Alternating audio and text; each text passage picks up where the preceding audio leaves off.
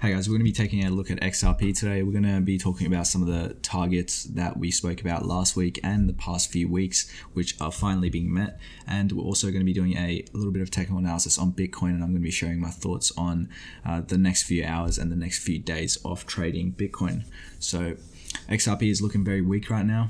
As you know, we actually did break down. It's looking much weaker than Bitcoin. In fact, right here, we were expecting a little double bottom. As you can see here, right here, we thought that maybe, or we could have basically built some divergence here and stopped here and pushed up, but the bears were just far too strong and we didn't double bottom and actually ended up breaking down from this area, from this pink line. And so right now we're expecting, this is a 6-hour time frame. I was expecting this to get some sort of divergence here if we were to stop and Bitcoin was to push up as well. But XRP is actually, as you can see, it's looking much weaker. It did come into the bearish control zone and we're very oversold right now. And we could stay oversold for a while.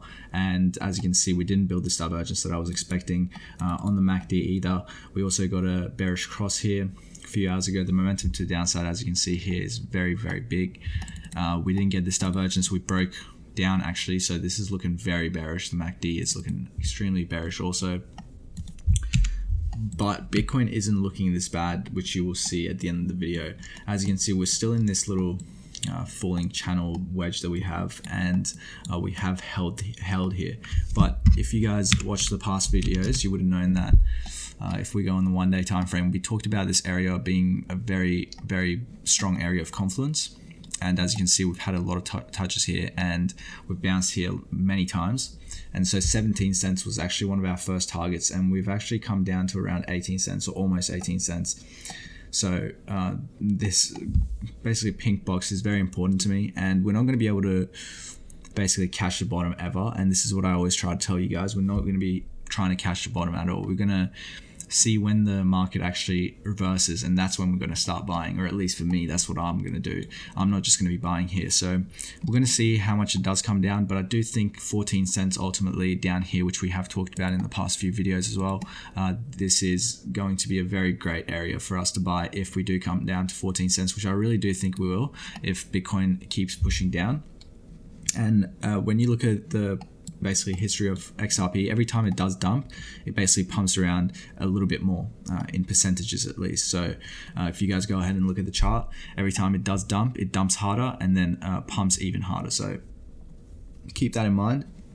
And if you do want to buy, go ahead and buy, but don't be leverage trading this. Don't be longing it right now. And this is something that we told you guys a while back. And so just keep that in mind. We didn't actually get this double bottom that we were expecting. The daily is looking very bad as well.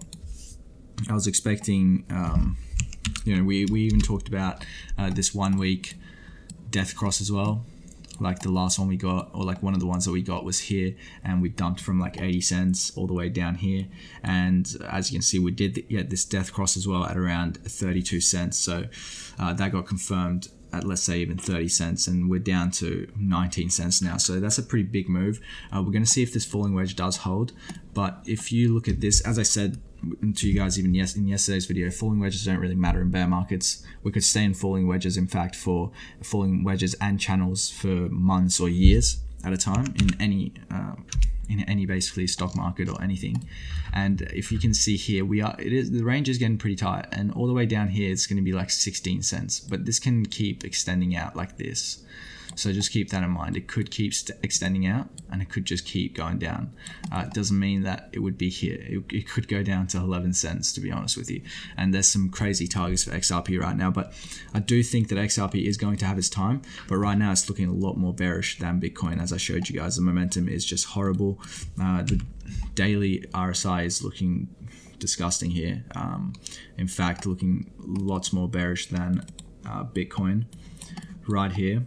The MACD did actually also get a bearish cross as well, so that's not good at all. The last bearish cross we got was right here. Let's see where that goes on the price action. Right there, we got a bearish cross around 27 cents on the MACD on the daily time frame. So I was expecting the bulls to basically, if the bulls did bounce, did come in and bring some buy power in, we would have actually cancelled this out and it would have looked pretty strong, but we didn't, and we've come back down. So that's about it. That's all I want to say about XRP. I'm going to go on to Bitcoin and I'm going to give you guys some updates. So we talked about this yesterday. Go on the daily time frame first. We talked about this yesterday, and we talked about how many YouTubers and other people were saying that we are in a falling wedge, and falling wedges break up, which is true, but not in a bear market. And I still stand to that statement. And as you can see here, we didn't actually play out that falling wedge because it wasn't the pattern that was most relevant. This is the pattern that was most relevant, and that falling wedge in fact did break down. So as you can see, this is a descending triangle that we were in, and this is the more relevant pattern that did break down, and it had already broken down yesterday, but we got continuation and we got some basically power coming from the bulls, or the bears, sorry, and we went down. And as you can see, we haven't made a low yet. But if we look here, as I showed you guys the XRP RSI now on the 6 hour and the daily, it was basically the same as when we made a low. But as you can see here, we are actually working on some divergence here, which is very good. And this is on the daily time frame, so we could see a substantial bounce if the divergence does confirm, but it does have a bit of ways to go. Same thing over here. We are working on some divergence, definitely. As you can see, the momentum is it's looking good. I don't think it still has enough momentum to go down into those lower targets yet. We've actually bounced from the 0.886, which was a area of support for us and importance to us. As you can see here, we actually have the S1 support as well, which we're sitting just under now, right here. And this is the daily support. So if you look at the lower time frames, it's actually different. So this is very, very strong horizontal support. We also talked about the horizontal support of 6,650 yesterday, which would be around here.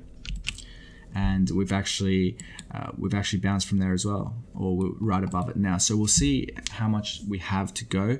But I do think that looking at the RSI and momentum indicators in general, there shouldn't be, we're actually working on some divergence here as well, obviously. So this could end up working out pretty good, but the money flow index is starting to increase. As you can see here, we had huge money flow, red money flow, and that was when we were dumping. So this is pretty bad that this is increasing, but the divergence is looking very good. So if we can hold at certain areas, this is going to be good for the bulls for at least a substantial bounce. But in saying that, sometimes you can get these divergences, at least on the 12 hour. So if we look on the 12 hour, the same thing is happening here. So we're basically, it's not looking as bad as XRP or Ethereum actually. So if you look here, we're working on some heavy divergence here, or at least were, but yeah, that broke down. But we can actually still create this into divergence, but the thing is, it doesn't have to be a strong bounce. It doesn't always end up being a huge bounce. So at least we'll be able to get a bounce to maybe add more shorts, but we'll see what happens then. And we're going to look at the hourly and concentrate on that a little bit. RSI is still not oversold on the daily, as I said. We've still got a ways to go, so that could mean, I'll show you guys quickly one last time. RSI is not oversold, so as you can see, we're at around, we're getting into that oversold territory now. So almost there, and we do have a little bit more ways to go. We are in a bearish control territory, which is not good. So I'll get rid of everything on here, and we'll go into the 1 hour time frame. I wanted to concentrate on this for a second. So as you can see, momentum to downside on this is dying a little bit on this indicator. We've got the S3 support here. The supports have been working great for us. As you can see here, we got this bounce yesterday, and we were able to short here. We basically grabbed a scalp short, and we brought it all the way down here. We bounced basically here as well by $4 up here, and so this is a very good area to be looking out at, and this is at exactly 6,567. So keep this in mind, guys. This is where we've been bouncing for a few weeks, and I've been showing you guys in the group. So if you look at this, I'm going to be basically watching this very closely, and I would even consider this a bounce. This is very close to that area, so I would consider it a bounce. And if we look at, I can't even talk today, and if we look at, basically, I wanted to show you guys 100 EMA on the 1 hour time frame. So this is what we got this last trade at, if we get rid of everything but the simple moving average 2. So we were looking for the RSI to be oversold. When we had this pump to 7,440, we were looking for the RSI to be oversold. Sorry, we're looking at the exponential moving average, my bad. We're going to change this to the 100 EMA, so add that onto the chart. So I was looking for the EMA to basically be oversold, and yeah, so we were looking for this to be oversold, the RSI to be oversold, and also this to basically get a wick up and to short it here. And as you can see, we did actually get a wick up to 7,447 right here.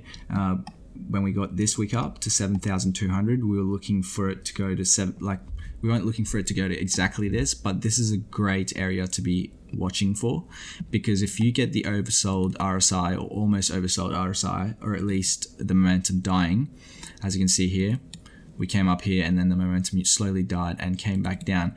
But you can basically grab this short from this area. So this is exactly what I'm going to be watching, and I want to explain the way we basically trade these moves. Basically, we're not going to be shorting down here because it's just far too risky, guys.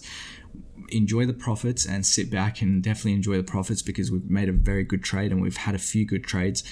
So we had this entire dump here. So if you didn't take profits, you would have taken profits down here, or even if you waited for that call today, you would have shorted up here when we got this pump. So great job on that. Now we got to be very, very, very careful. Don't give your profits back at all, because it's not worth it. You don't need many trades to be successful, and you don't need many trades to make money.